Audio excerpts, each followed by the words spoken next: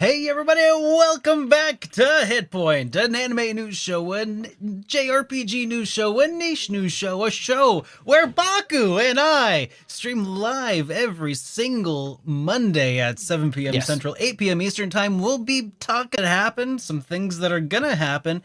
We are gonna be previewing a trailer, a whole trailer. I was gonna say talking about rumors. We don't really have any rumors. Yes. Oh dear. Oh, hang dear. hang on a second. Oh, YouTube is telling me that I'm not allowed to stream in 4K. I thought we could stream. I think we're not supposed to. I might need to restart the stream. Let's see. Video, shoot, shoot. Okay, hang on. Let's try this. Oh geez. I don't know if you guys can even see us. Hang on a second. It says that we are This connection's going. I don't know. It's working broken. Okay, I think I need to restart the stream. Don't go. Hopefully, let me refresh on the YouTube. On the YouTube, and then YouTube's gonna. All right, I think we're back. Are we back? I'm looking at it. Is the connection is terrible? Why. Okay, here, let's try. Hang on. Let me try it. The connection's really bad. Keeps lagging. It'll play for like 2 seconds and then it will spin. Oh man, I'm seeing that too. Hmm. Okay. Try changing some stuff. Oh, I wonder if it's my backup. All right, let's see. Oh dear. Are we? See, YouTube says it's an excellent connection now. I don't know. Are we better? It seems like we might be better. For me to refresh. Yeah. Okay. I think testing. Okay. All right. Hey, everybody. Welcome to the most professional podcast on the internet. This is Hitpoint, an anime news show, a JRPG news show, a niche news show, a show where Baku and I break everything all the time. And then sometimes we fix those things that get broken. Hey, welcome to Hitpoint. Hello. This is gonna be a show. This is gonna be one of those wild and wacky shows that we don't really have a whole lot to go on. So it's gonna be a little bit of another discussion podcast. Some pretty cool stuff happened, some not so cool stuff happened. So let's just dive into the show now that we've sorted out the first big technical difficulty, the first of several that I'm sure we're gonna run into. Because here's what happened last week, guys. I don't know if this. Let me just start by telling you, I had a rough week. I had such a rough week, where essentially, I was able to accidentally. Well, is this something that I even did? I'm still wrapping my head around exactly what happened. But essentially, I tried to encrypt my hard drive to comply with some stuff that resulted in BitLocker essentially encrypting my hard drive with a key that didn't work. So I lost a lot of settings and data and hours of work that resulted in having to last minute rebuild Hitpoint and all of the controls. So I think we are back to like a good spot right now. But it's kind of like the equivalent of basically losing all of my data to an encryption like what do they call that? Ransomware. Yeah, like a ransomware thing. Except it was done by Microsoft and a bug. So anyways, that was my week. Baku, how was your week? Tired as usual. Yeah. Actually, some friends came down from New York to visit. That was really nice of them. But other than that, it was just work, and more work, man. I believe it. So, man, it really came down to the wire today's episode because Baku was working on something else, and I was like, I hadn't heard from Baku. Like we chatted a little bit this morning. I was like, I don't know, man. Should we do another podcast today or not? I was like, I don't know. Maybe we have a couple things we could talk about. Like, we'll figure it out. then eventually, like just moments ago, Baku's like, "Oh yeah, I'm here." So that I'm glad you're okay, man. I was a little concerned. Yeah. Sorry about that. I was just kind of out of it because typically when there's a lot of news, I would be working on the docket earlier, right? But because there weren't a whole lot of news, and we knew that there weren't a whole lot of news items, anyways. I've decided to get a head start on this assignment that I need to complete by like midnight today. So I'm Yeah. like, you know what? If I can work some of this, and then I just kind of get into like the zone. And by the time I looked at the clock, it was like way past 7:30. I was like, uh-oh. Oh man, are you gonna make So, but your here we are. deadline, or do we need to throw it into turbo gear today? There's a bit of a deadline. There are a couple of people who are on this term paper that we're working on. There are 6 people who are supposed to contribute. 3 of them, I think, maybe are not very strong writers, let's Ooh, just say. I So see. there's a lot of errors that I'm finding in their papers. So I'm taking it upon myself to redo a lot of their work, uh, God. which I know I have a lot of typos and stuff, but I happen to write decently well. So here we are, working through 3 like members worth of like writing, and try to consolidate them. Yeah, so it's interesting because these folks probably got their education from outside the states, so they have very different writing style for a formal paper, and so I don't think that they had these sort of uh, format drilled into their head, Oh, whereas we, you know, kind of went through all these, and so yeah, I feel bad having to do it, but I want that A. So yeah. I'm Well, gonna hey, go I with, think they'll be yeah, happy that they get an A as well. So yeah. I just don't want stepping on people's toes, man. You know how it is. Like it's like, man, your work is crap, but my grades depending on your work. So, I and if I gotcha. can't get you to do what you need to do in the next like 24 hours, I guess I have no choice but to do your thing. Uh, Jeez. yeah. Well, hey guys, let's go ahead and start with some discussions from last week that we can kick off with. So we got a couple of responses here. One from Vicious Ballade. I hope I said that right. Who says, "How Mhm. is Square Enix going to continue to produce more games like Octopath Traveler now that Kadokawa just bought Acquire, the developers of the Mhm. games not too long ago?" So that's a pretty interesting discussion question here. We were talking about Mhm. this in the context of like what Squaresoft, or sorry, I keep saying Squaresoft, but Squaresoft is long gone. Um, You're dating yourself there, sir. You're throwing your H out there. yeah, yeah. So Square So back in Enix, my day, it's called Square stuff. so yeah, got acquired Mm-hmm. pretty recently by Kadokawa, and they were kind of this independent company that was working with Square Enix to help develop things like Octopath Traveler, essentially.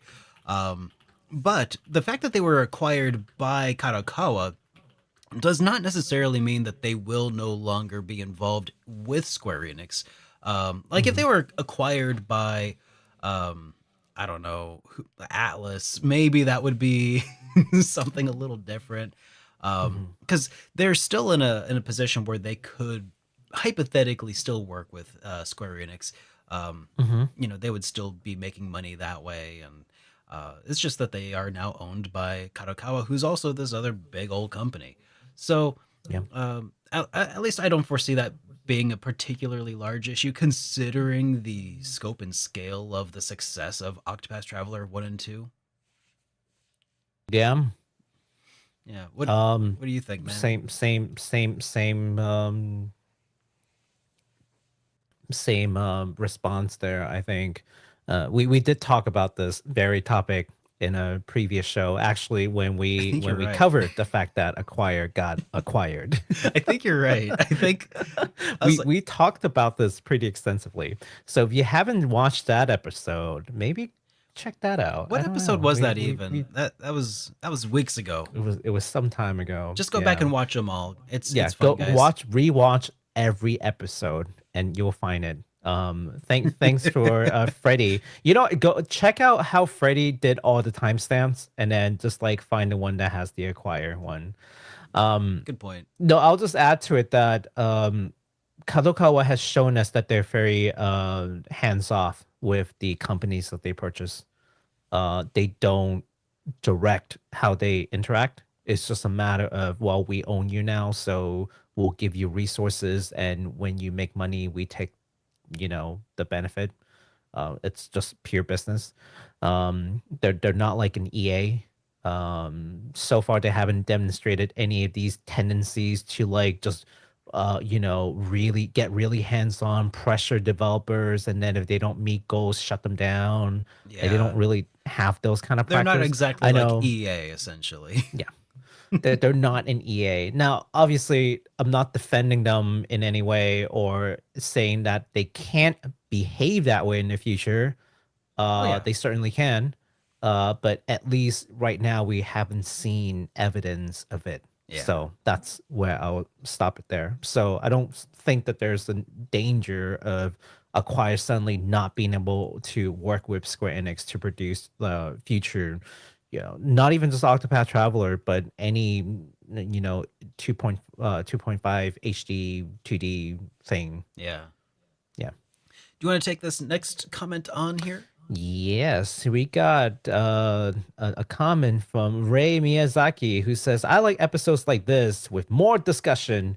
Also, waifus sell games. Trust me, I learned waifu studies like Baku. I was first interested in Stellar Blade because of Eve. The Souls gameplay was just a more reason to get the game. Fair enough. Yes, waifu study is a legitimate field of study that I am engaged in. Just so you all know, I'm getting my PhD in waifu studies. Dude, I just love Not that bragging, throwaway humble joke. brag. I just Huh? love that throwaway joke from like 20 episodes ago has It's stuck. still going on. Yes, call me Dr. Baku soon. Yeah, no, waifus definitely sell. But you know what? Equally, I do want to give the husbandos some love because husbandos definitely do sell games as well. Certainly. So yeah, don't underestimate the power of husbandos, guys. We've seen a lot of very successful gacha games that are gacha otome games. I don't know, which is just like two unholy, like, merger of ideas. You've got gacha and you've got otome games. And so basically you would roll gachas for certain story segments for these husbandos, like certain scenes that you get with them. I don't know how it works. I played one for the laughs. It's interesting. But yeah, they make money, man. Do not discount the husbandos. I mean, this is one of the reasons I brought it up in the first place last week when I was talking about a direction forward for Square Enix. And the reason I brought it up is because, like, why we have the phrase "don't judge a book by its cover." It's because that's what we do. that's just what we do, guys. I mean, the phrase is there as a reminder that, like, hey, maybe you shouldn't, but it's because the default behavior is, yeah, you're gonna judge books by its cover every day, unless you're making a concerted effort to not do so. So what you can do is help gloss up your book cover a little bit there, with a little window dressing. They have a word for this. The kids like to use Clickbaiting? these days. No, thirst trap. Oh yes. Thirst trap. I mean, that's if you gotta make it sound so negative. I mean, if your game has no substance and that is all you're doing, then it becomes the thirst trap. You know I think what? I was if gonna say, it's- yeah. sure, maybe it's a thirst trap, but maybe if it delivers, does it just become a drinking fountain? Ask Compound Heart, man. I feel like they are leaning towards that. They're like the opposite direction where they started with all the waifus and then they're building substance off of it once Yeah. it starts selling, which, kudos to them. And now they're trying to lean less heavily on the waifus. I mean, they're still very much a waifu game company, Compound Oh, Heart. Like, sure, I sure. think that's their identity, but they are leaning into more substance in their gameplay and storytelling. So And I give them props for, not just defaulting to, well, we're just a bunch of like providers of waifus and stories and gameplay doesn't matter. It seems like they do care and they are working on it. And, credit where credit's due. Square Enix is like the opposite, yeah, you know, well, I don't know. I think the in opposite would some imply that they ways. started adding more waifus. I feel like Atelier is the opposite, where it's just they had the content and like they had the fan base, Hmm. but then they just started adding waifus eventually, and then they got popular. Square Enix, Well, but I feel like SquareSoft, they mhm. I think they started uh, uh, they started off kind of they had pixels, right? You didn't have a whole lot to work with. That's Well, that's what Japanese pornography yeah. looks like in the first place, though. It's just pixels anyway. So Yikes. so But also valid. Well, okay. To be fair, their games didn't have much of stories to begin with. yeah. And then much less romance. And then, Final Fantasy IV came along and you've Hmm. got like Rose and Cecil, but even then it's kind of like a damsel in distress situation for the most part. Uh, do I want to say damsel in distress? A little bit, because Rose got captured, yada yada. But yeah, spoiling a like 30-year-old game, guys. So then, yeah, but as the game gradually grows and the story becomes more complex, they do throw romance in there, and that's kind of the beginning of introducing waifus. Because then what you do is you make basically a persona game. You have a fairly nondescript main character that people can easily insert themselves Hmm. and be surrounded by The lots self of insert, beautiful sure. waifus. Hmm. That's the standard formula. And so I think they haven't really tread those lines. I can't really think of a game where they go, okay, here is a plain character with no personality, and here's a bunch of pretty women that you can get with. Oh, that's Final Fantasy Go 14. forth. Yeah. So I don't think they have really. I mean, jokes aside, I don't think they have really stepped into that. No, they Um, haven't. They did have some like waifu sorts with Final Fantasy 7 where they introduced what Tifa. Tifa? You know, Tifa. and then Final Fantasy 8 was a love story. Final Fantasy 9 maybe not so much. I think they reeled it back. But then 10 was like it's another love Hmm. story. And then you have 12 where you know I guess I don't know Vaughn what Vaughn is 12. the very bland character that you're talking about, but they're just okay. We Well, don't, now you're missing the beautiful woman that you can get with component. yeah. Like he couldn't get with any of them other than what's Hmm. her face? Yeah, you're Penelope? uh, pu- Penelope? um The staff I girl think with that's the right. pigtails. Yeah. Yes. Anyways, non-important. Okay. Well, anyways, speaking of unimportant, that was just a throwaway comment that I threw in here. Yes. Thank you for that comment, Ray. This next one though comes from our very own Freddie Ken, who says, "I Yes. see visual novels as books with extra steps and not as games." Okay. Yeah. Yeah.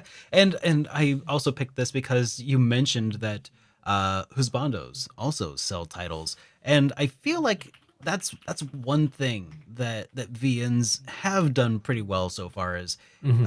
monetizing their waifus and husbandos. I think that the extra steps is the window dressing that then sells the books. Yes. So Absolutely. yeah. Oh yeah, there we go. Pinello. You were really close. Pinello. Yeah. My JRPG card's been revoked. Joke's on you. I removed the JRPG moniker from my name on Twitch. Ha. You've already One Remove that. step ahead of you. Yeah. Speaking of, we don't have the lower thirds anymore, so people don't even know what your name is anymore. That's something that was lost in the We'll work on it later. It's yeah, fine. lost in the great casualty The of great 24. ransomware by Microsoft. And then we got another Last. very short Oh message here from yeah. Donut Swordsman, who honestly, half of the reason I picked them was because of the name Donut Swordsman, who says, "Need more of these." And so you shall have more of these. I think you are referring to like just the very general discussion nature of last week's podcast. So yeah, that's kind of what this week is. We have Hmm. two main news items, and then the rest is just kind of hanging around and talking to We're chat. just Speaking chilling. of talking to chat, still Hi. live throughout a super chat already. And just like we did last week, when that came in, I wanted to go ahead and read one right off the bat, Yeah. because this is actually something that's pretty interesting to me. He says, "Have either of you seen the Fallout TV show yet?" And he says, "It's so good. Also, does Baku have experience playing any Fallout games?" Okay. Well, Baku, have you got any experience playing any of the Fallout games? Nope. Have you watched the None show? whatsoever. But I have followed Fallout because my friend is a huge fan of Fallout and other shooters, and like he just likes guns. Like he likes shooters, but Hmm. he also really liked Fallout. He likes the post-apocalyptic stuff. Yeah. So he sat me down and explained to me the premise and what's going on and this and that and the fun things. And he's one of those friends who, like, as soon as he gets excited about the thing, he would just go on. Yeah. So I've sat in many conversations of him just talking to me about Fallout. So I feel like even though I haven't played it, I'm like an honorary member at this point. Also, there's this one person named the Internet Historian on YouTube where Oh he did yes. this whole coverage about Fall 76. Oh, Fall 76, 76, right? That 76. was which one? That was Fall 76, the the one that's right after, like, the one that was like online multiplayer yeah, that's and it 76. like just tanked Yeah. on release. Yeah. I always like to use that as a business case to draw parallel between that and No Man's Sky, which, as you all know, also bombed really bad Mhm. at launch. A lot of promises not delivered, but the way that the company, you know, drive the game back into good graces, it's very telling of the company's, like, you know, commitment to the product, right? So, but that's going off in a different tangent. Short answer, no. But also, I do know a lot of the stuff in it because I've been thoroughly spoken to about Fallout. Yeah. So I've played quite a bit of Fallout. It is I've not let me reel that in real quick. I've played the new Fallout. Fallout Mhm. 3, Fallout 4, New Vegas. New Vegas is by far the best of them. Not Mhm. super into 76. I was really, really disappointed by the news that would be a online experience, um, as I believe a lot of people were. But basically, I really enjoy the Fallout series up to a point, and with the original creators, Obsidian, involved, New Vegas was definitely the peak for me. Mm. So I I do love the world, and I have been watching the TV series, which was released on Amazon pretty recently. Um, Mhm. Amy and I both. I don't want to say we binge watched it because we did like come up for air. Mhm. For like a moment or two. We like watched the first episode and then we're like, okay, that was nice. Maybe we'll watch the rest of this. The next day we watched an episode. We're like, oh yeah, that's pretty cool. And then like the next day we watched the rest. So I feel like we had some level of self restraint. It was very good as far as TV shows go. Um, Now, mind you, if you're super into the lore of the world, uh, or really care about the timelines and exact dates and stuff, it's probably gonna piss you off just because it has taken probably some liberties. I would just Hmm. assume so at this point, um, but I Yeah. enjoyed it quite a bit. The show takes place in California now, right? It's like one of the like original vaults or something. Like, Yeah, yeah. Well, yeah. so there's three protagonists, and I like what they Hmm. did with this because when you play a Fallout game, you have so many things you could do. You could go try to join the Brotherhood of Steel. I mean, depending on the game, you could try to join the Brotherhood. You could, go on your Vault Dwellers quest line or whatever. You could go roam the Mojave Wastelands as a NCR Ranger or whatever. You got options. So what they Hmm. did to help capture kind of the feel of all three of those things, because if they had one person doing all three of those, you'd be like, "What the hell is this?" You're like, "This is unbelievable." But that's how you play Okay. Fallout: is you do all the things anyway. Right. But if you're Hmm. watching a show about it, that's nobody's going to believe in that universe, Hmm. because we all tend to not care if it's Right. believable because those are our decisions. But anyways, so they had three protagonists who kind of filled in those various roles with a Brotherhood of Steel member, a Fallout sheltered girl, a uh, and a ghoul who kind of is a bit of a bounty hunter, kind of a questionable kind of person. So it's very cool, and I like how they did it. It's only 8 episodes, but they're all like an hour. Uh, I'm looking forward to season two. I'm just glad that it's an Amazon property and not a Netflix one because it would probably Mm. get canceled. Well, I yeah. Do you have more faith in Amazon than Netflix? Is that it? Um, no, I mean faith is a strong word. It's just Faith. it's That's really true. That's it's true. it's really more of a case of I have been bitten by Netflix canceling stuff randomly, even when they're like Hmm. fine. So at this point, I don't really want Netflix to like make things because they're just gonna cancel them anyway. At least the stuff that I've been watching on Amazon has gone on to have like 3 or 4 seasons. So far, um, nothing has been just Wow. dropped. But then again, Amazon's got ads laden and everything, even if you Hmm. pay for the services. So, if only there were a way to consume Amazon original content Yeah. without the ads. If only. You know what's crazy is what you just mentioned was what we talked about Square Enix from like last show. It's that same sentiment. If only You're there like, was a yeah, way. I'm afraid of what Netflix will do to a show that I like.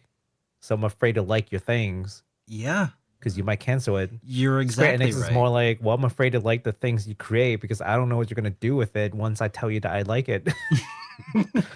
I know. Same energy. Yeah. Yeah, pretty much. That's you nailed it.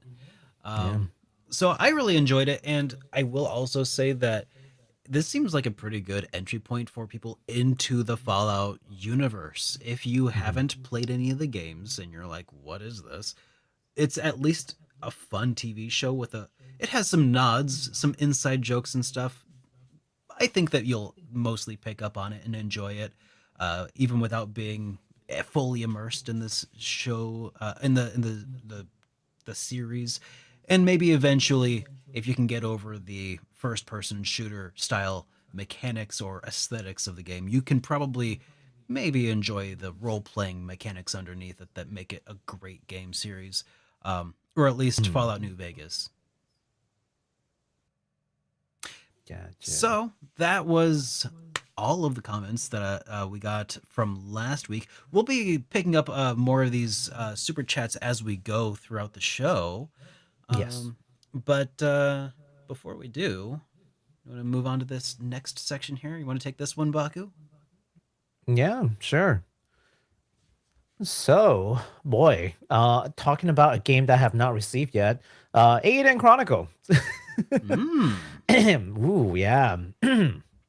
So, it is finally coming out tomorrow, I think, right? And just releasing on all current platforms. That includes Nintendo Switch, by the way, for those who consider What? Nintendo Switch a current console.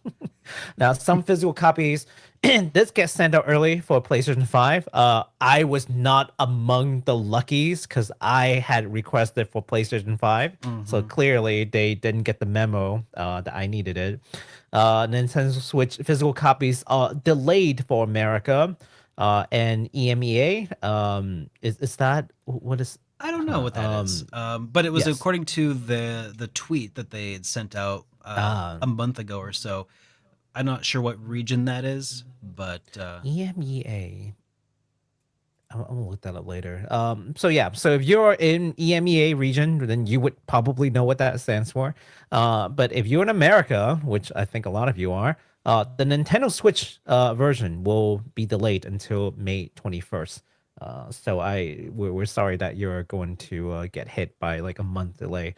All affected backer will receive the digital and Nintendo Switch copy, however, so you can actually just play that, and while you wait for the hard copy, so maybe it's that's pretty even slick. better.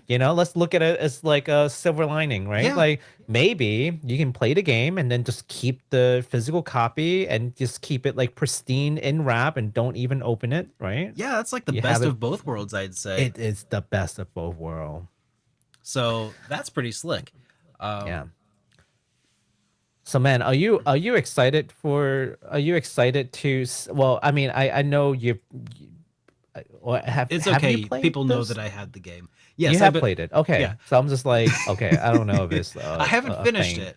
Yeah, Um, but you have played it. I have played it, Um and I put out a video the other day, kind of acting as a little tour guide for you to mhm, begin your adventure within Eiyuden Chronicle, hitting the ground running, a few gameplay tips, a few mhm. introductions to characters, sponsored by 505 Games and Rabbit and Bear Studios. So Heck yeah. so that was pretty cool. I kickstarted the game back when it was on Kickstarter.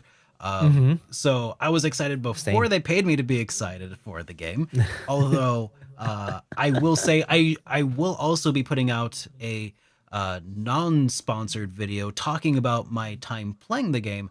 Um, Not a Mhm. full review, but experience points video. I was gonna work on that today, but ended up having a lot of other stuff that the whole computer breaking imploding thing kind of set me back a little bit. Oh Um, god, yeah.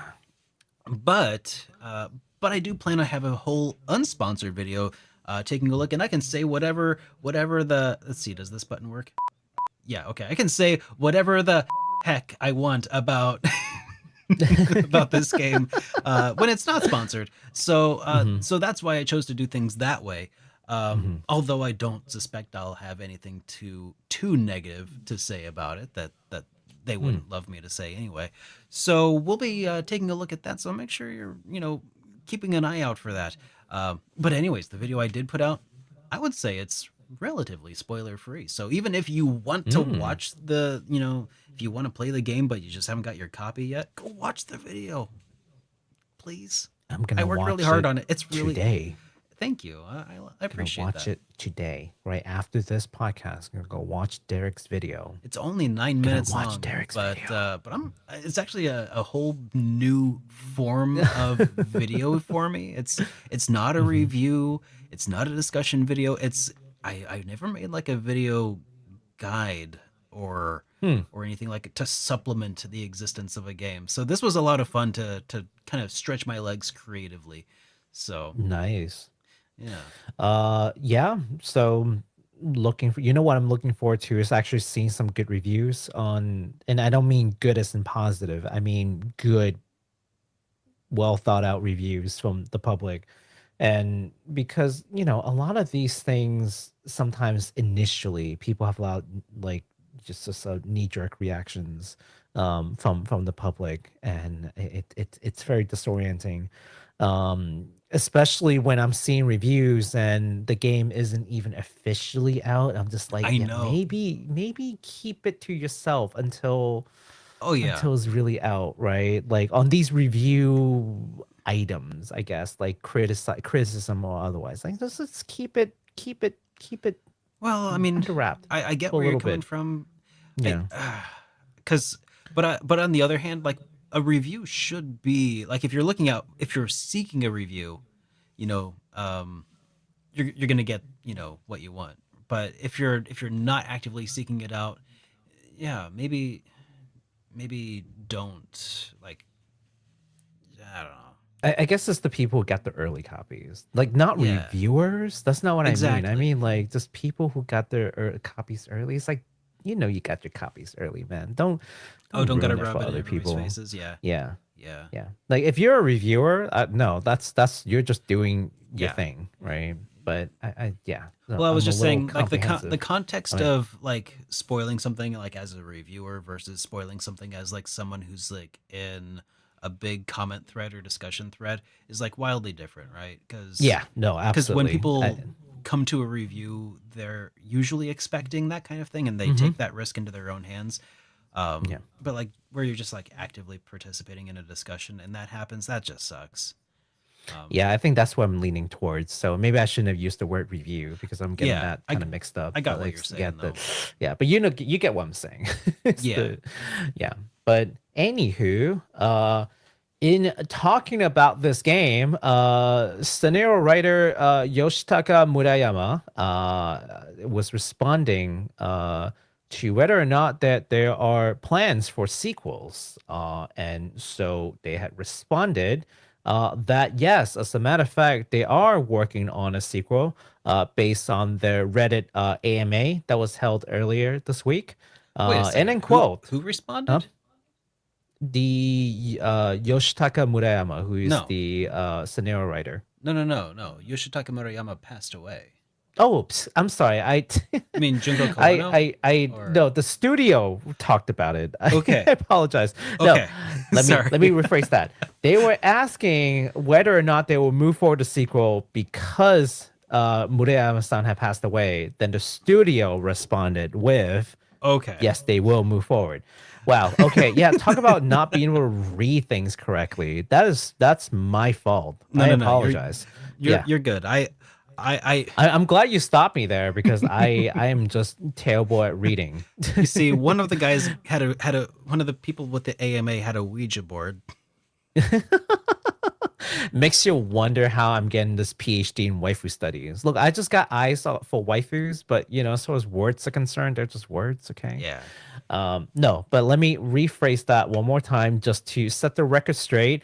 The company, Rabbit and Bear Studio, held a Reddit AMA, and they were asked the question of whether or not Eiyuden Chronicle will have a sequel, given the fact that the scenario writer Yoshitaka Murayama had tragically recently passed away.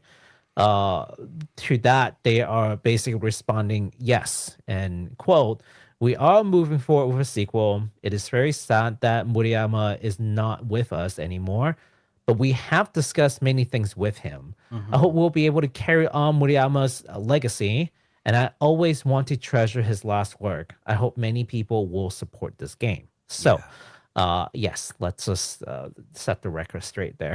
That's Appreciate just that. me not reading things correctly. Um, I think that they had indicated that initially they had plans to create to turn this into a whole series. mhm. So I'm glad to hear that that dream did not end with Murayama, but is being carried on by the team that he's already been working alongside for Mhm. ages at this point. Yeah. Um, it won't be quite the same without Murayama, but we have had some really excellent games that were helped developed by a lot of the staff, including Junko Kawano. Um, Suikoden 3 was the first Mhm. that was like developed partially with Murayama, and then it was Kawano that took over the helm. Same with 4 and then 5. 4 is a bad example. I liked 4. But but yeah, I think that if there was anybody who could take on the helm, they are at Rabbit and Bear Studios. So yeah, I'm pretty excited to see a continuation, especially with what I've seen so far of the original. And I'm sure Mhm. that they'll have plenty of his notes and things, cut content from the first one, maybe to draw inspiration from. I'm just really glad that he got another chance to make like one last awesome game. Yeah. And it's a shame he can't see how much so many people are enjoying this game right now. You know? Oh yeah, and the positive review definitely outnumbers like the bad reviews I've seen so far. Of course, I do respect people for being critical of a product for the product, and not necessarily wanting to say nice things for the sake of being nice. So I do respect that. But I would also hope that people are not throwing bad reviews, just to be contrarians. I And then mean, that's probably why I'm kind of looking forward to seeing more good, like well thought out reviews as we actually roll out this game yeah. for more Well, people to play. I know that Yeah. review embargo did lift yesterday, at least Mm. for people like me, which is why I was able to put out my video Mhm. on the 21st. Um, so I'm sure that other people have their own thoughts and opinions, and reviews are out there. Um, I haven't Gotta watched keep any my of eyes them, peeled. but I will say that in my discussions with other RPG reviewers who also were Mhm. playing through the game, I have I think some disagreements, but I think that overall we're all on the same page that it's a fun game. Mm. But Yeah. It would be really nice to be able to see. I'm gonna come from a person who's never played a Suikoden game. So my whoa, take is, because I think some people are like, okay, how close is this to a Suikoden game? Because I love Suikoden. So what is this? Is this another Suikoden game? I mean, I can tell Uh, you, no. without giving any spoilers, it feels like a game that was made for Suikoden fans. Yeah. Like, if So I you are a think I'm Suikoden gonna fan, come from. this is Yoshitaka's love letter back to you. Mhm. Um, so I'll say that much. But Yeah, I'm gonna come from a very different angle. It's like, yeah, I've never played Suikoden. I have no attachments to Suikoden. Is this game gonna be good for me as a JRPG player? mhm, Period. yeah, So I look forward to playing the game. No review video for me, by the way. I'm just saying that I'm gonna want to see it for myself. And I would encourage everyone to want to see it for themselves as well. As always, take everything. Think about it, but boy, nothing beats you experiencing something your own and forming your own opinion. So there's that. for sure. Yeah. So, boy, that's a huge release. I think for the company because man, they, I'm sure they're under a lot of pressure to perform. There's a lot of anticipation for this game leading to this point Oh from the man, day that they went on Kickstarter to now. Boy, what a journey! And I hope that they would release some kind of like making of kind of thing because I would love to see what goes on in the background. yeah, man. Yeah. All right, so let's go ahead and I'll move us along to our next section here. I just realized that I hadn't updated the section in a minute here. So we got some new games that were a new game. It's announcements about a new game. We got an update to Atlas's upcoming title, Metaphor ReFantazio. ReFantazio. A How mouthful. yeah, it's quite a word. It sounds like a kind of like an Italian like fantazio. Sounds Italian. It Is that what they're does. going for? I don't know, maybe. So they had a stream today. They announced a stream. We were gonna talk about it, but then I was in the process of like putting the doc together today, and I was like, and that's gonna be at Monday.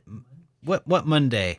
Oh, this Monday. And I look over at the stream and it's done. I'm like, Oh, Hmm. okay. We need to update this. So we got a couple of big announcements with this. Well, one big announcement, which is the release date. We have an official Hmm. release date confirmed Ooh. for October 11th of 2024. So you got about 6 months. Oh. Got about a 6 month wait here, guys. And That's pretty soon, actually. That's wow. I'm yeah, impressed. yeah, I'm very excited for that. Yeah. This accompanies a brand new trailer that they also have. Mhm. That they've released. So we may as well check out the trailer. Let's do it. It's about a 3 minute trailer. Okay. So uh, hopefully this works because I haven't Yes. tested this yet, guys. Let's do it. Let's try it. We'll do it live. Ooh. I truly believed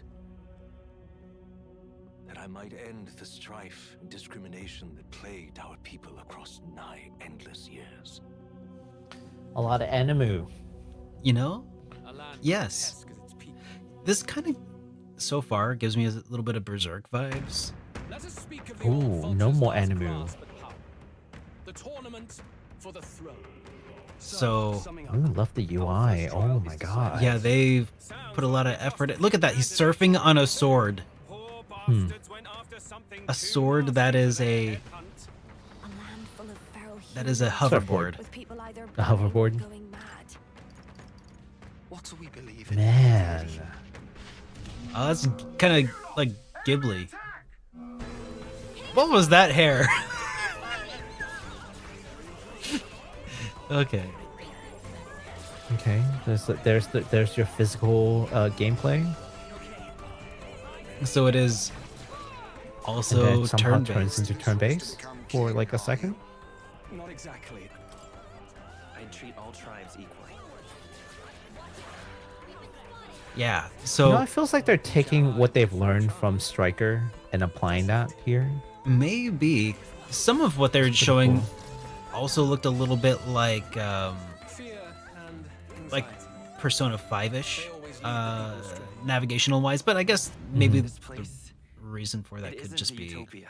Like the physical I mean the action combat. I feel Yeah. like they've taken some things that they've learned from Striker and applying it here, which is interesting.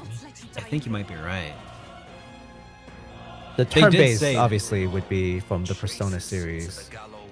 They did say that this is kind of like a culmination of their efforts in JRPGs.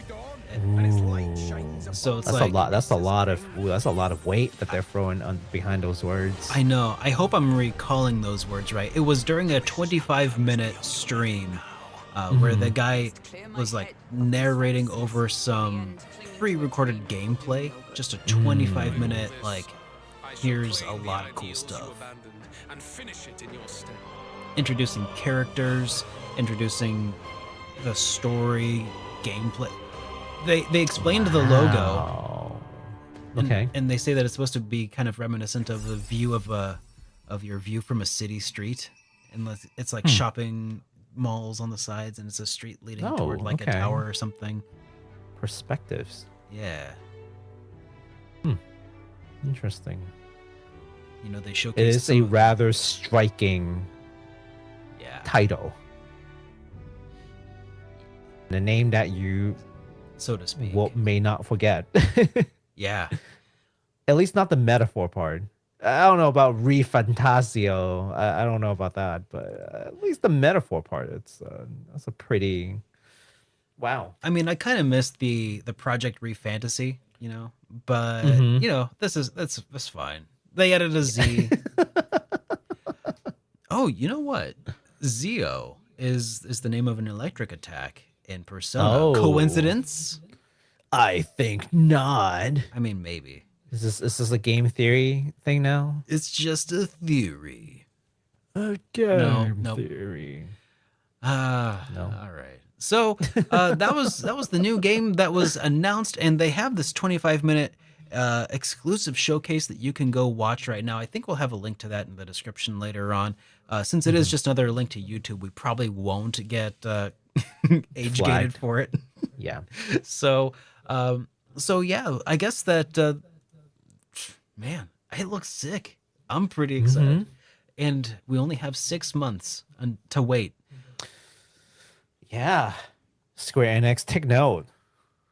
I just that's the other thing that drives me crazy. They'll like announce a thing, they'll get you excited, and then they're like, "When are you gonna release this?" Like 3 years. Like, okay, Oh, dang it. and they got nothing on Bethesda, man, who teased The Elder Scrolls 6 like 5 years ago. They're working on it. Oh yeah, they're working on it. Yeah. And then like like middle of last year, end of last year, they're like, "All right, we've officially begun production." Oh my gosh. So, Yeah. yes. Yeah. I mean, we got things like I give it to Atlas. Like you got things like Persona 6 where like they haven't really talked about it, and there's a lot of frustration online where it's like, oh, where's our Persona 6? But then I find it to be like, okay, well, you just kind of assume that there is one. They've never really said that they're working on one or Yeah, but they're you know that they they're doing are. one. Like you just kind of assume that there is one. Yeah, I and think the it's a lack of safe news is assumption. frustrating. Yeah, but that's still your assumption. Like, I Oh, don't yeah. like, yeah, the ones that are really frustrating are the ones where like they are like, yeah, we're gonna do this, and then like silence. Like, Yeah. are you still doing it? Like, Yeah. did you? Like Yeah, as long Dragon as you don't Quest announce it. or yeah, Dragon Quest 3 HD 2D and then like 2 Yeah, years stuff like of that. silence. Yeah, just stuff like that. Yeah. That's frustrating because we know you're working on it. You said you work on it. There's a certain promise that you're making. It's like, well, we promised that we'll do this almost, and then like there's like nothing to show for it. So it's very disappointing. Yeah. Well, at least as far as, you know, since I brought up since I brought up Breath of Fire, since I brought up Dragon Quest 3, it is still in development and it has been confirmed they're still working on it. So it's been a little bit since we heard on anything on that front, but at least we have that to keep us warm at night. So let's see. We did get another super chat here, because honestly, that's the end of our news segments, unless we have some discussion stuff to Good talk night, about. everybody. No. No. So this one comes from Dennis Batista, who says, "Have any of you tried Fell Seal Arbiter's Mask? It's kind of like Final Fantasy Tactics. If so, opinions. Best regards from Panama. Keep up the Ooh, great wow, work." Panama. Oh, thank you very much, Dennis. And I hope that that this is a good. I think I've heard of Fell Seal, but I haven't looked at it in a minute. So maybe I'll look up the trailer here real quick and see if maybe I can get a feel for it. Did we ever talk about? Do you know? Does that ring any bells? I think we did. It's one of those tactical games because we've talked about quite a few of them. So I'll be honest, like I get kind of mixed up too because we've covered quite a few. This one This is one of those. Yeah. Yeah, this one's apparently was on PC 3 years ago, so it's not I don't know. it's I not don't too know if it's- new, but I don't know. It's within the time that we did the show. no, I don't think Yeah. so. So, as far as have I played it? No. Me I neither. haven't actually played that one, but I will confess that I am not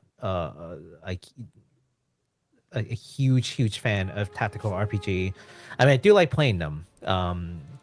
But it's kind of lower on my list just because the amount of time required to play one is quite substantial, time that I don't really have. Yeah. I respect them for having like, you know, really deep lores for the most part, and, you know, nice customization and like the depth of battle and all that.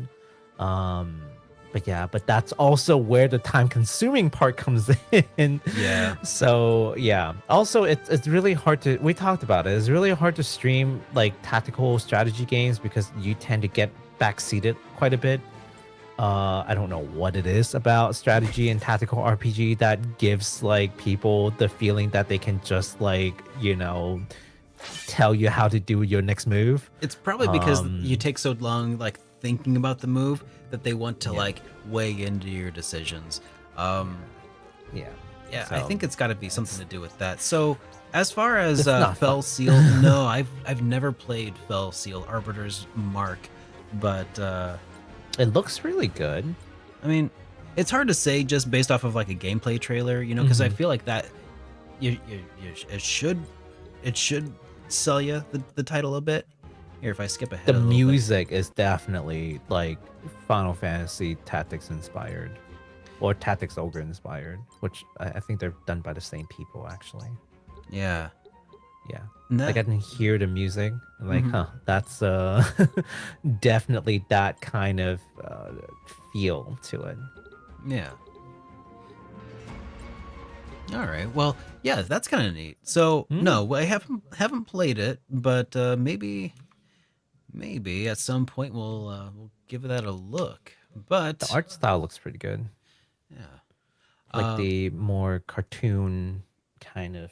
bit more Western style. Yeah. Yeah. Yeah, And it's pretty then good. got another message here from Still Alive who said, either of you guys think that Suikoden remasters won't be too far behind the release after Eiyuden Chronicle is out? See, that's what I was thinking for a Mm-hmm. while. I thought that when they announced Eiyuden Chronicle was going to be delayed a bit, and then they announced that Suikoden remaster was going to be delayed a bit. I was like, oh, I see what's happening here. I can see the strings controlling the marionettes here. That's what I Mm. thought. So, Mm-hmm. and that's what I said. So, if it doesn't show up here pretty soon, I'm gonna have some words to eat here. Uh, so I really hope that it comes out soon, so I can be Mm-hmm. right, and also I'll so be people can honest. play it. I'll be honest. I'm But not mostly, I want to be right. that excited for the Suikoden remasters, and not because I haven't played Suikoden. I mean, I'm sure that has something to do with it. But I think even if I did, I just don't have a lot of trust in Konami to get it right. I think Um, that the reasons I am excited ish for them is not because I want to play them, because I don't. I have the originals, but because I want the games to be accessible mhm. to new audiences. Suikoden 2 has been incredibly expensive since time immemorial. Uh, what is it going for these days? Because last I saw it was like 200. Um, Ooh, let's boy. just pull this up on the old VGPC. Uh, Hmm. I have been out of the collector's market for a bit. So Hmm. Suikoden 2, let's see, for PlayStation, uh, surprisingly, it's actually about the same. It Hmm. looks like at its high, it was like 400-ish, What? but it's back down to like 225, 220, 200-ish. Uh, Wow. for a complete copy. Loose copies are only like 140. So, Still. yeah. Wow. They're good. Wow. It's a good title, especially in the Hmm. context of its release. Yeah. So it would be really swell for people to be able to play this on a modern console and not have to spend, you know, $200 for the privilege. Hmm. That's the, sometimes that's the only thing it really needs to be able to do is just to be able to be played on a modern platform. Because like even Chrono Trigger, that was pretty expensive for a while, but now you can play it on Steam. The best version, Hmm. in my opinion, on Steam for like $20. It's Yeah. you know Yeah. Point taken. There's that whole thing. And maybe they can even release it on like like a lot of these games they can probably release on mobile phones. They could yeah, Maybe so. Definitely, they could definitely do it. I just hate it when it's the other way around. Like they release it on the phone and then platforms like, whoa, whoa, whoa, what are you doing?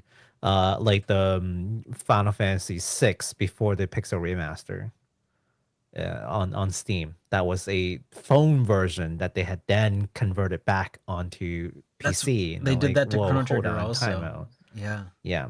I think 6 is still kind of busted though.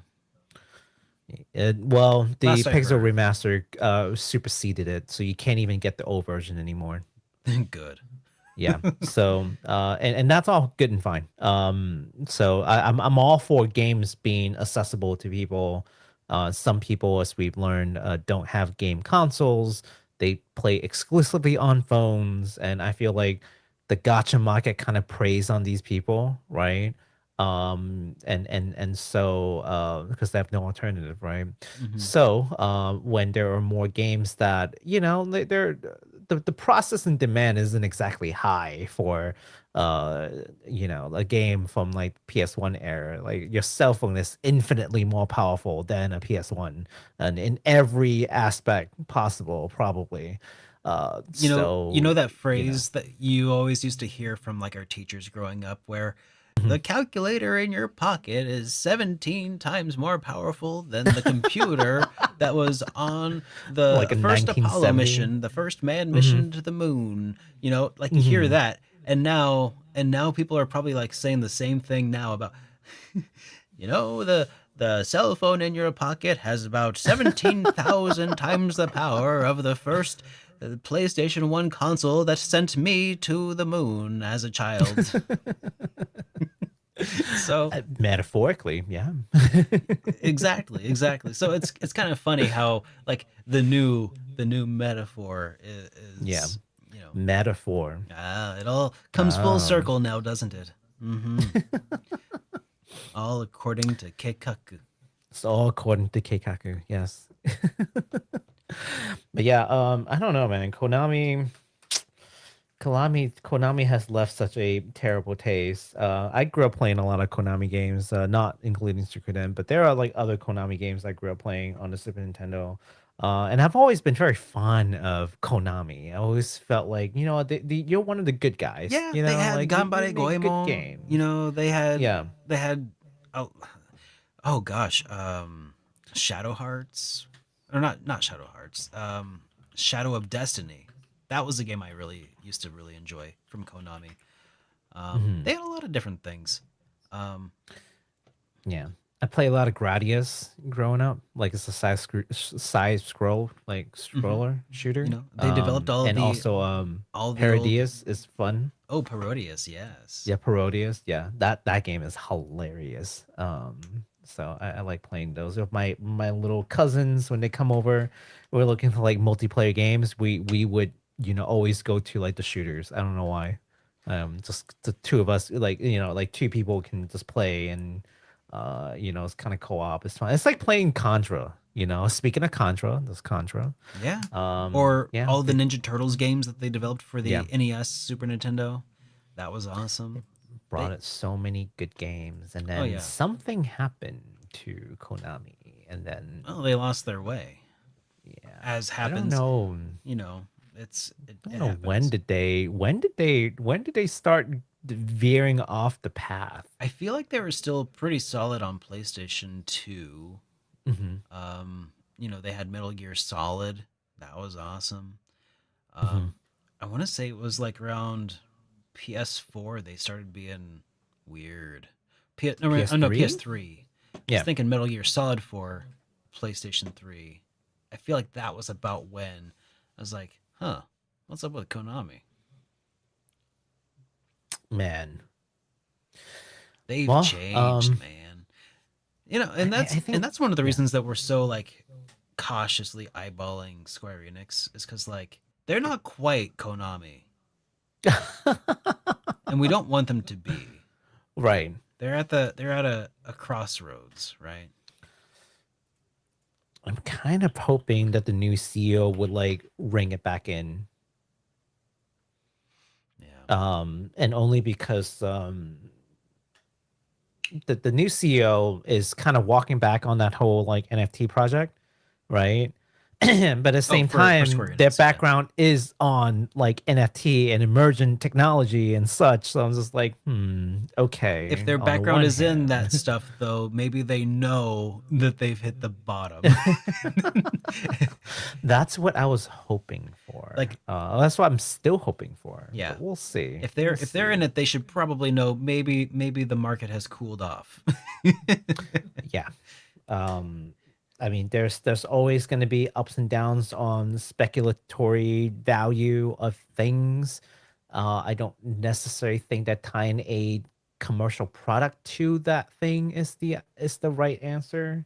Because as much as it rise, it can crash just as hard. And along with your reputation, so quick bucks just ain't worth it. Yeah. Unless you're doing it for lols.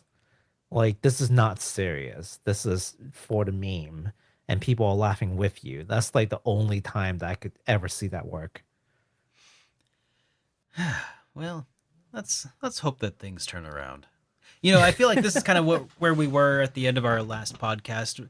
What it's just when we have nothing else to talk about, like, man, let's talk smack. Let's talk some shit smack about. Let's just give us a topic and we'll talk smack about it. Just two grumpy old men.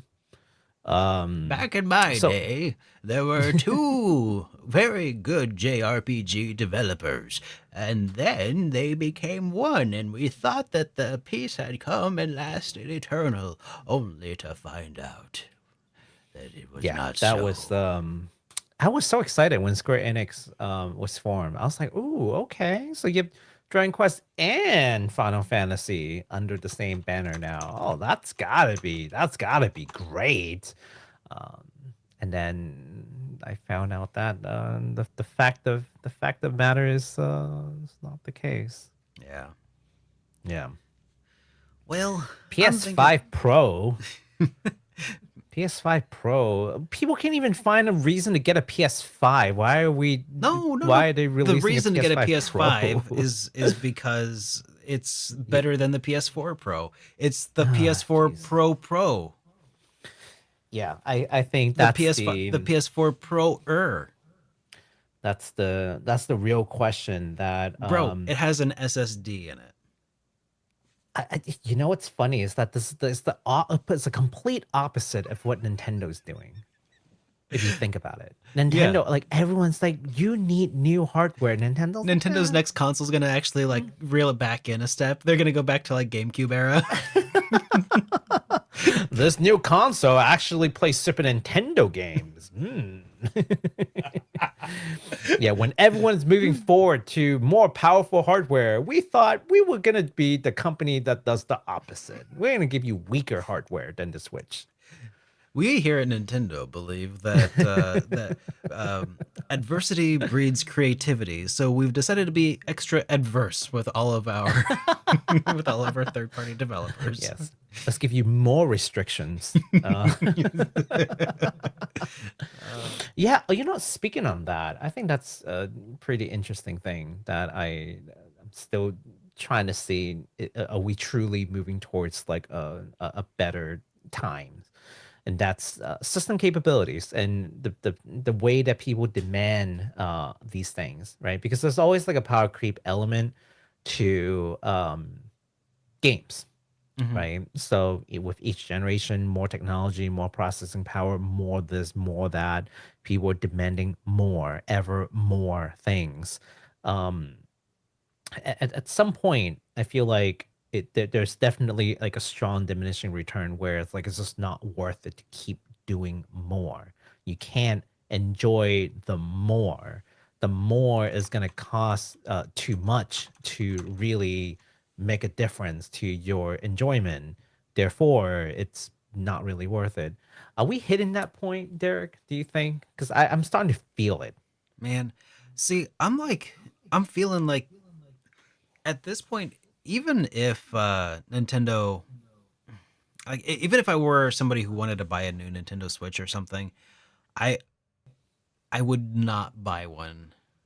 Even if I wanted a Nintendo Switch right now, like, I wouldn't buy one just because I expect, like, I expect that they will release a Nintendo Switch Pro or 2 or whatever, Mhm. a Super Nintendo Switch, if you will. Um, I You're committed, expected. right? I It's feel it's like the Super Nintendo I feel like Switch. most people, dude. I feel like kids who started playing Nintendo Switch in first grade are about to graduate middle school. Mhm. Like, what the heck, dude? It's been a while. Could you? Yeah. I can't imagine going through my entire like half of my public schooling on a single console. It's just I feel like yeah, we expect more. Mhm. And it's weird. I almost feel like Nintendo has saved a bunch of money on R&D by just sitting on Mhm. their laurels. I know they haven't. They've been R&Ding the crap out of whatever is next. It's just, Mhm. everything has gotten in the way of actually releasing a console. Even PlayStation 5 with, lockdown kind of in the middle of things like barely was able to meet any of their demands. It's just I think they're trying to wild. break out of that win flop cycle, like one console good, one console bad. Yeah. Like it's almost like Windows. Maybe they're trying too hard. They got it up on a pedestal. They just need to relax and you know and just let out a stinker. Give us something to work with, Nintendo, please. No, so I don't know. I don't know what to expect. It's at this point we're also experiencing such a radical shift in technology as it relates Mhm. to GPUs and what they're capable of, to embedded AI into various chips. Like, are they exploring those avenues? I feel like they kind of have to be. You gotta Mhm. you gotta be forward thinking, and like maybe they're gonna do something with like Risk 5 or something. Probably not, but you Hmm. know, it's wild the future that's available to them. Uh, Personally, I would be fatigued with like decision overload about Mhm. all the various ways to go. Like, it's such an uncertain future, and when you have essentially such a success right now in the market as Nintendo has, doing anything at all has to be incredibly like High uh stake. oh my god, yeah. Yeah. Because if they do release a Nintendo Switch U, and it flops, a new Nintendo Switch. If they Mhm. if they do something like that, then like there might not be another console generation after this. Like, it feels Okay, so like we're on the get precipice this. of this. Okay. Yeah. The Switch U is going to be a bigger screen, okay? Clearer screen attached to a controller, okay? But you have to use it as a streaming device to your existing Switch. That sounds familiar. Who did that? Is it you, PlayStation? Did you do that? Was it the Portal? Hmm. Mm. When I saw the Portal, I just thought Wii U. I'm like, have they not learned that this is basically just the Wii U? Yeah, but at If least you really like think about it, it's they like didn't make it integral to the system. So if had they had done that, right? yeah, if they just But went now it's all not in even on it. integral to anything. So, you know, Yeah. Well, I haven't heard anything since about the Portal since. Like it made a little bit of a splash when it came out, and then it just kind of like tapered. No well, good news or bad news. Like I don't hear any hate. I don't hear any like pretty sure I heard that particular it was praises. It's hacked. just Um, yeah. but then it was like a white hat hacker or something who let Sony know what the exploit was, and then they closed Oh, that loophole. That's what I heard. I yikes. don't quote me on that. Um, but dang, that would have been a really nice little emulation machine. It probably still will Also, be, but just not yet. question, right? Because I didn't think about this, right? But how much is the Portal again? The PS Portal, it How much? was How much was the it was Portal? like $200 or something. Super cheap. 200 bucks on sale, anyways. Yeah, cheap. On sale is 200. Usually 240. Okay, so for 240, you could. Well, we talked about this, right? Like you could just get like a used um what is it called? What was this? That's Steam Deck. Oh yeah. You can just remote play Well, all the same, yeah, pretty right? close to 200 ish. Yeah.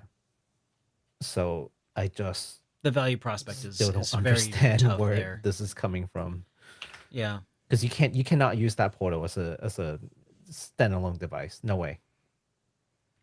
It doesn't have the kind of processing power Oh, required to like play they had games it playing a independently. PSP game on it. It could run some emulators. It could run PSP games. Yeah.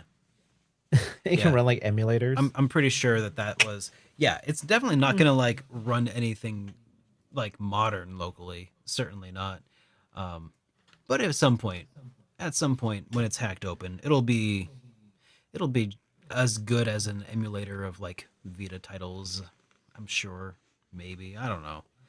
At least It still seems silly. oh yeah, it is.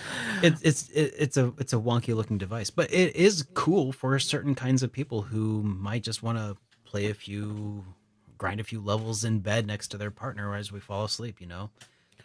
Do you think they'll ever go back to handheld? There's rumors of that actually. No, rumors. Rumors. Ah, I know. I know. ah. Well, I do enjoy a good rumor mill, but you know, it could be pretty cool, especially I think with Nintendo showing how viable that market is, that it essentially created the market for the Steam Deck Mhm. and for a litany of others. Um, I think that's got to have the other console manufacturers who are, you know, going to be losing out to PCs, you know, it's got to have them thinking like, oh, is this where the new niche can be located? Mhm. You know, I don't know. I feel like Microsoft, like looking at the business, I think Microsoft is in a much stronger position to create handheld versus Sony. And the reason I say that is because Nintendo has a whole like strategy behind what they do. Hmm. Like it's not just the handheld. It's not just the fact that you can remove um The controllers. the joypad and then have it as like a quick like multiplayer setup. I mean that's all good and fine. Sure. But the most important thing is they have an extensive first party library Yeah. that compels people to get a Switch to begin with. Yeah. You're not going to not play the new Yeah. Zelda. You're not going to not play the new Mario or, Right. you know, because you Yeah. can only get Unless those you're like a there. hardline like Switch hater, you're going to probably get one and just play it. Yeah. Nintendo has, Um, and I use this word very broadly and not at mhm, all like in a legal sense, but they have a monopoly on a certain kind of game. And if you mhm. want to play that kind of game, you are not going to get a anywhere near as good of an experience on any other console. Right. Now, um, Microsoft is in a strong position to create handheld if they so choose to, Emulators because notwithstanding.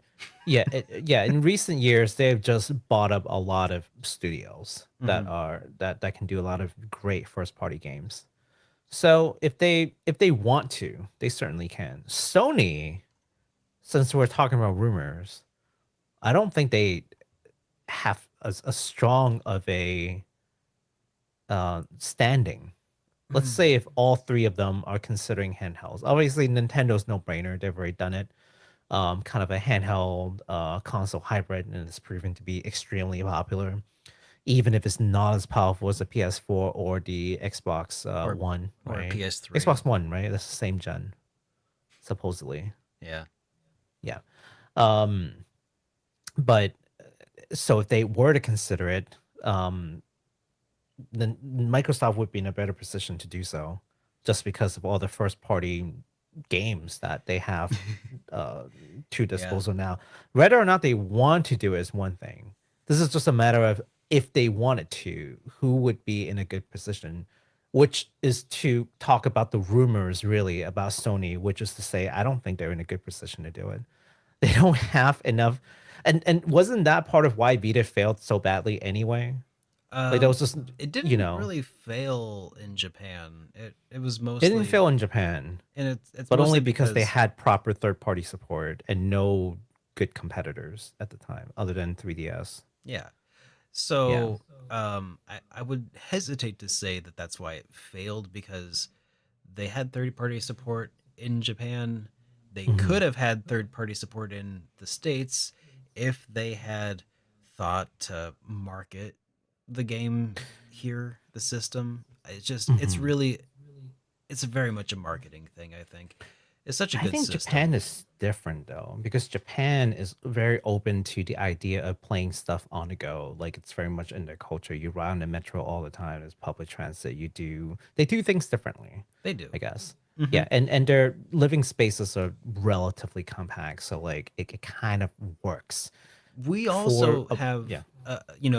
some pockets of culture here in the States that also has, public transit that's cool. You can Mhm. hop on a train, ride the train into work, and work in the city, train home. It's not as common by a long shot, but there are pockets of our population that could use that here, and I think that's why mobile gaming is kind of on the rise too in that regard. Um, But yes, like very and then that casually. speaks to the competitor too, right? Like we already have a phone, so Sony has to compete against that. Yeah. Two, in addition to Hmm. things, the Vita case scenario is interesting because like this is just my personal take on it, right?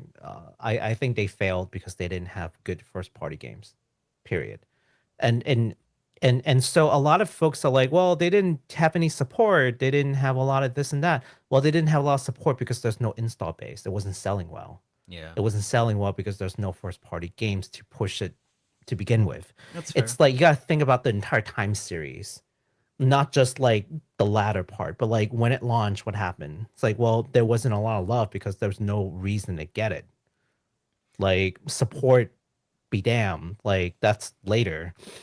Yeah. There was no hype. That's just what why am I even buying it? There's no. So okay, so third party, you could talk about third party games and they could have a lot of deals. That's one way of doing it.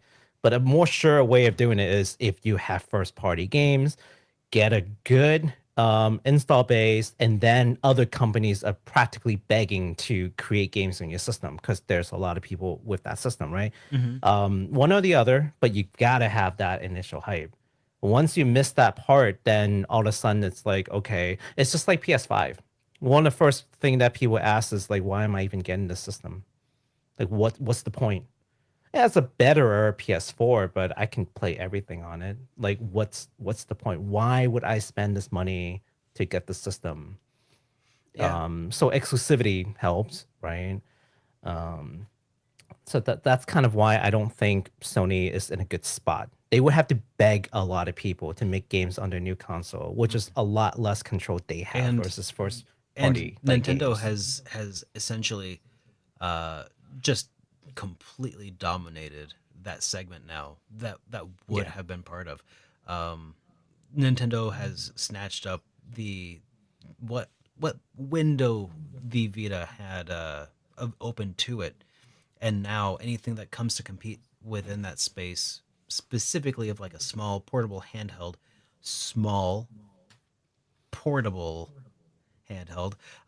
is I feel like I gotta emphasize that because people don't realize that the Steam Deck is this. It is almost as big as the Xbox One, or the original Xbox Hmm. controller. Yeah.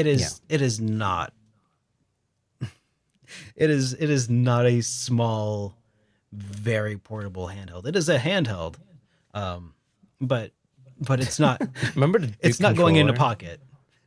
The, Remember the Duke controller? yeah, that's exactly. It's almost as big as that controller. Um, Yeah. so yeah, and I have a deck. It's huge. So anything that tries to compete in that really small market has to compete against not just Nintendo's handheld market, Hmm. but their whole market, their Yeah. whole console and handheld market Hmm. consolidated Yeah. into this behemoth, yeah, you're not anything you introduce at this point is gonna have a big library to compete against, which is another reason that I know in my heart of hearts that the Super Nintendo Switch is going to be backwards compatible because it just Hmm. has that on lockdown, right? Hmm. Because then you have this whole back catalog of all the cool stuff too. So yeah, I would be a lot more compelled to get a Super Nintendo Switch if it was backwards compatible for this particular instance, anyways. Just as like a launch, like benefit. I mean, 3DS was able to play original DS games, so it's not like they haven't done stuff like this before, where like a newer handheld, it's. I mean, you want to think back to even the DS played GBA cartridges, and the GBA played Game Boy cartridges. Like mm-hmm. they've had a history Oh yeah, like of backwards compatibility, and it's served them for like very well. So I don't see why they would change it all of a yeah. sudden, unless cartridge cost is just way too high and The they're trying to move away from the that other reason I for could see whatever that reason. is Yeah. because of that new flash chip, that flash Hmm. cartridge for the Nintendo Switch that is uh, unstoppable, essentially. Like I don't know how Nintendo plans to combat that. Maybe that's why the Super Nintendo Mm. Switch hasn't been announced. They were about to. They were one day away, and then that cart came out, and then they're Oh. like, "Oh, you know Oh, what? oh, walk it back, walk it back. Hang on, Don't- abort." aboard, aboard. Yeah, I some time ago there was this news article from like a Japanese publication that was like, yes, they're totally gonna talk about it, and I feel like maybe there's a lot of truth to what you just said. Like maybe they were actually about to announce it and they just like last minute canceled the announcement for one reason or another. And then we'll find out in like 20 years in a documentary About the somewhere where 17 they Nintendo Switches that almost happened. right, right. I Yep. I wouldn't doubt it. I wouldn't doubt it. Yeah. Um, but yeah, I if I was Sony, I wouldn't bother with a handheld. Honestly, there's just too much competition, and they're Yeah. not poised for, to compete. They're not. They're gonna flop so hard. It doesn't matter what they give you. They're gonna flop really hard. Fundamentally, they can't convince people to spend that kind of money. Yeah. When I can spend the same money and get a Steam Deck or a Steam Deck equivalent, Hmm. and I have my existing Steam library, I don't have to buy new things. Like, why do Yeah. I need you, Sony? Like, you have no value proposition that other people can't do. I just don't see it. Mm. Yeah. Which is why I say rumors be damned. Like, Yeah. although, and this is the huge caveat, I wouldn't think that they would release something like Portal either, and here they are. So, Sony. Some days you just got to throw stuff at the wall and see what sticks. But Yeah. And well, I have a Vita, by the way, for anyone who is wondering. I have a Vita. It's back there. Like I played it. I liked the Vita. yeah. Doesn't change the fact that it didn't do well. Yeah, I like the So, Dreamcast. Doesn't change it. yeah. So, Oh yeah. I also really like the Dreamcast. Like I'm not a hater. Like I like these products, but I also think that there are reasons why they didn't do well. And it's until they can solve those problems, they're not going to suddenly do well now. it's a very It's the interesting same look playing field. at the it's a very interesting look at the chessboard of the consoles and the way that they're playing themselves out and very slow motion at times. Um Sometimes the only winning move is not to play, and Nintendo has been playing that move hard. Inaction is a choice. Yeah, that's right. It's an interesting concept. I guess people are always thinking like, well, what's your next move? You're gonna do a thing. Well, my next move could just be doing nothing. Keep you guessing. Consciously select the choice of doing nothing is a choice. And like you said, they're really doing that. A lot of that.